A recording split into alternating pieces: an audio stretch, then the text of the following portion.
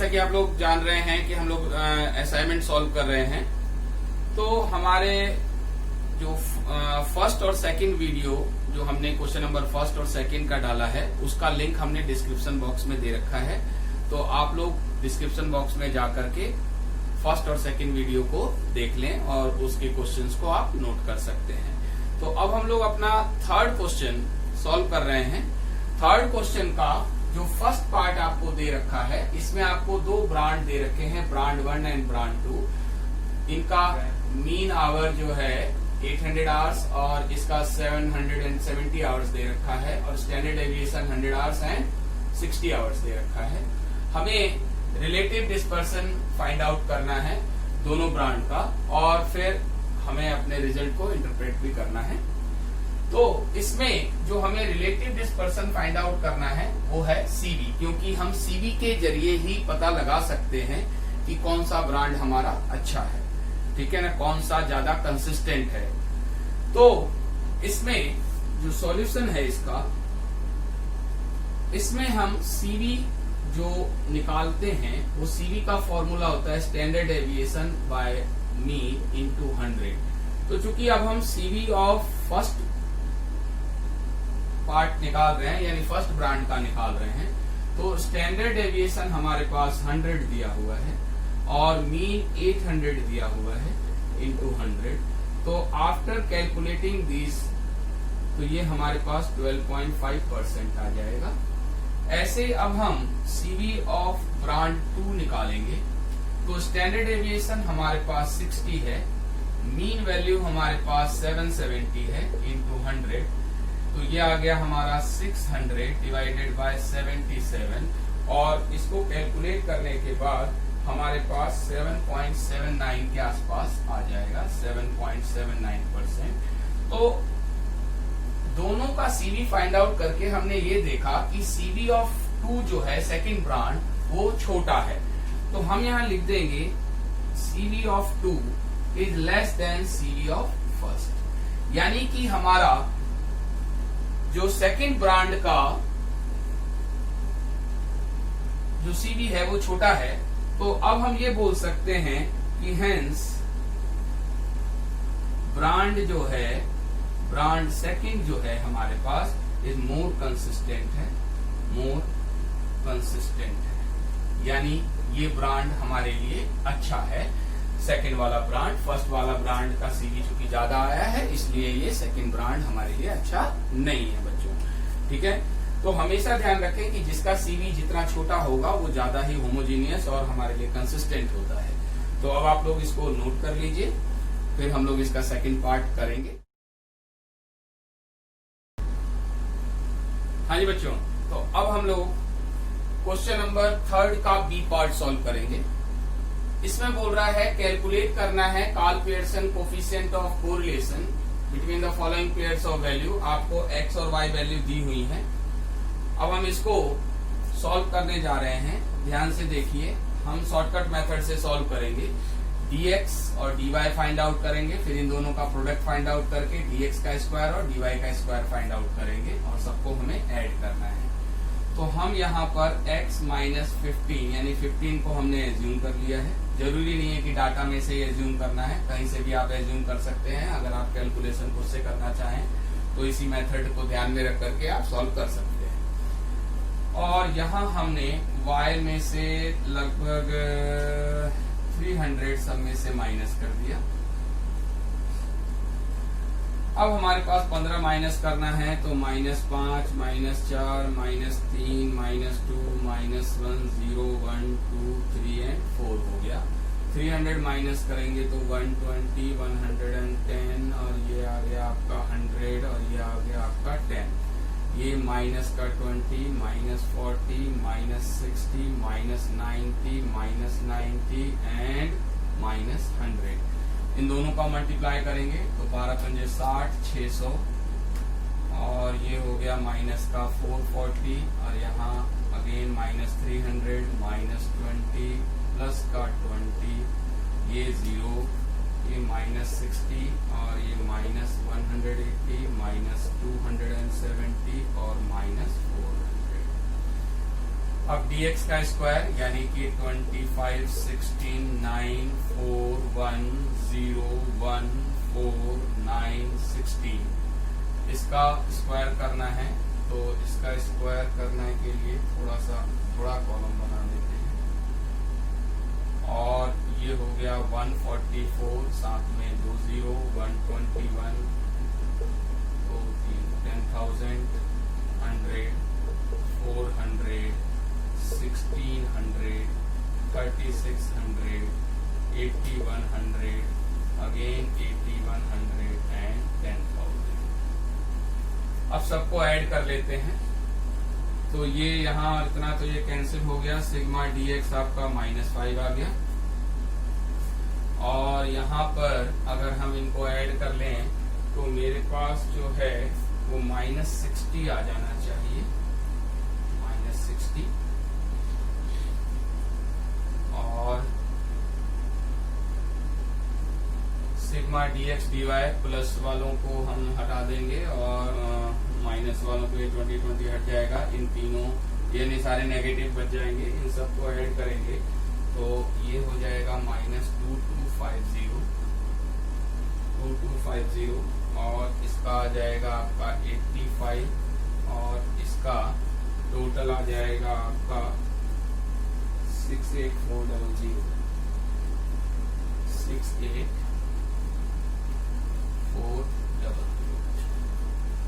ये हमने सारी वैल्यूज निकाल ली हैं। अब हमारा जो फॉर्मूला है वो आपको कोरिलेशन कार्ल-पियर्सन कोरिलेशन कोफिशिएंट का वो है sigma dx dy minus sigma dx into sigma dy divided by n। यहाँ हो जाएगा under root sigma dx square minus sigma dx by n का होल स्क्वायर और दूसरा under root sigma dy square minus sigma dy by n का whole square. बस अब आपको इसमें वैल्यूज पुट करनी है। सिग्मा dx dy आ गया आपका -2250 माइनस ये हो गया आपका -5 into -60 divided by total number of observation 10 हैं, 1 2 3 4 5 6 7 8 9 10। और यहाँ आ गया सिग्मा dx स्क्वायर यानी 85 माइनस -5/10 का होल स्क्वायर और ऐसे ही ये हो गया आपका dy स्क्वायर यानी 68400 माइनस और ये 85 सिग्मा dy यानी कि -60/10 का होल स्क्वायर। तो ये कैंसिल हो जाएगा, 6 5 30 तो -2250 -30 और नीचे आ जाएगा 84.25 यानी कि 75 और ये आ जाएगा 36 तो 683 36 और 64 तो ये आ जाएगा -2280 और इन दोनों का अंडर रूट निकाल करके आप मल्टीप्लाई कर देंगे। तो मल्टीप्लाई करने पर मेरे पास जो वैल्यू आनी चाहिए इसका अंडर रूट आ जाएगा 9.205 और ये आ जाएगा 261.46। तो इस पूरे को कैलकुलेट करके माइनस का 0.947 आ जाएगा। इस तरह से आपके पास R की वैल्यू आ जाएगी। तो ये थोड़ा सा बड़ा है, ध्यान से आप इसको सॉल्व कर लें, कैलकुलेट करें। तो कोरिलेशन कोफिशिएंट हमने माइनस का 0.947 फाइंड आउट कर लिया है। ठीक है, तो इसको आप लोग नोट कर लीजिए, फिर हम लोग इसका सी पार्ट कैलकुलेट करेंगे। हाँ जी बच्चों, तो अब हमारे पास हमारा क्वेश्चन नंबर 3 का सी पार्ट हमें करना है। तो क्वेश्चन नंबर 3 का सी पार्ट हमें प्रूफ करने के लिए दिया हुआ है कि so that the coefficient of correlation is the geometric mean of two regression coefficients. तो सबसे पहली बात हम लिख देंगे वी नो डैट, हम जानते हैं, भले ही हम नहीं जानते हैं फिर भी लिखेंगे हम जानते हैं। We know that correlation coefficient जो होता है, we know that regression coefficient, regression coefficient of x on y, हमारे पास क्या होता है, bx ऑन y से रिप्रेजेंट करते हैं हम, और ये r into standard deviation of x upon standard deviation of y। Similarly हम लिखेंगे regression coefficient of y on x, ये होता है by on x is equal to r standard deviation of y upon standard deviation of x। तो हमने multiply करना है, multiply by first and second, हमने फर्स्ट और सेकंड इक्वेशन को मल्टीप्लाई करेंगे, तो by(x) into bxy r standard deviation of y upon standard deviation of x, r standard deviation of x upon standard deviation of y, दोनों को हमने multiply कर दिया है। तो आप ध्यान से देखिए, ये दोनों आपका ऐसे कैंसिल हो रहे हैं और ये बच जाएगा आपका r square by on x into bx on y। तो इससे हम r स्क्वायर यानी कि स्क्वायर जब इधर जाएगा तो ये हो जाएगा under root of bxy into byx, और यहां हम प्लस और माइनस साइन लगा देंगे। प्लस और माइनस का मतलब है कि इफ bxy एंड ये आपका प्रूफ हो गया, if bxy and byx are positive हैं अगर, then r is also positive, and if byx and bx on y r अगर नेगेटिव हैं तो देन r भी हमारा नेगेटिव होगा। तो hence r is the geometric mean of regression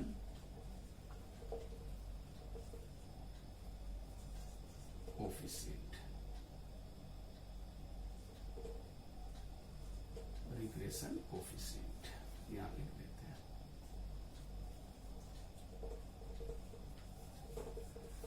इस तरह से हमने ये प्रूफ कर लिया कि R जो है हमारे पास जो कोरिलेशन कोफिशिएंट है वो क्या है, रिग्रेशन कोफिशिएंट का ज्योमेट्रिक मीन होता है बच्चों। तो ये जो है प्रूफ दैट का क्वेश्चन है, थोड़ा सजा करके आप लोग लिखिए, है ना। ये अब इसका हम फोर्थ पार्ट आपको बताएंगे, तो आप वीडियो को पॉज करके इसको आराम से नोट कर लीजिए, फिर आप अगला क्वेश्चन इसमें देख लीजिएगा। हाँ जी बच्चों, तो अब आप लोगों ने अभी तक क्वेश्चन नंबर 3 का ए, बी और सी पार्ट नोट किया होगा। अब हम क्वेश्चन नंबर 3 का 4th पार्ट यानी डी पार्ट आपको बताने जा रहे हैं। क्वेश्चन क्या बोलता है, The two regression coefficients are 1.5 and 0.6। आपको दोनों रिग्रेशन कोफिशिएंट 1.5 और आपको 0.6 दिया हुआ है। कहने का मतलब है कि bx on y 1.5 लिख देते हैं और by on x आपको 0.6 दे रखा है, और आपको r भी गिवन है, r आपको 0.90 है। तो हमें कमेंट करना है इस क्वेश्चन पे। तो अभी हमने देखा, हम यहाँ लिखेंगे, नहीं भी जानते होंगे तो वी नो डैट क्या लिखेंगे कि r is equal to plus minus bxy into byx। We know that r जो है यानी कि r is the GM of regression coefficients. तो मैंने आपको पिछले क्वेश्चन में बता दिया था कि अगर ये दोनों पॉजिटिव होंगे तो हमें आर भी पॉजिटिव होगा। तो हम यहाँ R is equal to plus का दोनों की वैल्यू डालेंगे 1.5 इंटू 0.6, क्योंकि हम यहाँ लिख देंगे कि as B Y X and B X Y both are positive हैं, so R is also positive, R भी पॉजिटिव होगा। तो इसका मतलब हो गया 0.90, जिसका अंडर रूट करने पर 0.94 के आसपास आ जाएगा, जो कि ये नहीं आ रहा है, इज नॉट इक्वल टू 0.90, है ना, 0.94 के आसपास आ रहा है हमारा। तो हेंस हम यहाँ बोल सकते हैं कि hence given are is incorrect. हम यहाँ हमने इस आर के बारे में ये पुष्टि कर दिया कि ये जो आर हमें गिवन था वो इनकरेक्ट होगा बच्चों। तो इस तरह से आपके चारों पार्ट कंप्लीट हो गए हैं क्वेश्चन नंबर 3 का। मैंने आपको पहले ही बता दिया है कि आपको कोई भी 2 क्वेश्चन ही लिखने हैं, और मैंने आपको फर्स्ट क्वेश्चन के 3 पार्ट करा दिए हैं, सेकंड क्वेश्चन के भी आपको सारे पार्ट मैंने करवा दिए, और क्वेश्चन नंबर 3 के भी ये 4 पार्ट हैं, ये भी करवा दिया है। परंतु लिखने आपको कोई भी 2 ही हैं, ध्यान रखना है। आइदर क्वेश्चन नंबर फर्स्ट और सेकंड लिख दो, फर्स्ट थर्ड लिख दो, फर्स्ट फोर्थ लिख दो, सेकंड थर्ड लिख दो, पर लिखने आपको 2 ही हैं बच्चों। और 2 अच्छी हैंडराइटिंग में लिखना है, और जो भी आपके पास जो आप शीट इस्तेमाल कर रहे हैं उस सभी शीट पर आपको अपना नाम और रोल नंबर भी जरूर लिखना है, ठीक है। और साथ में क्या करना है, इस वीडियो का जो है शेयर ज्यादा से ज्यादा करना है बच्चों, लाइक ज्यादा से ज्यादा करना है, और फिर इस चैनल को सब्सक्राइब भी करना है, ठीक है ना।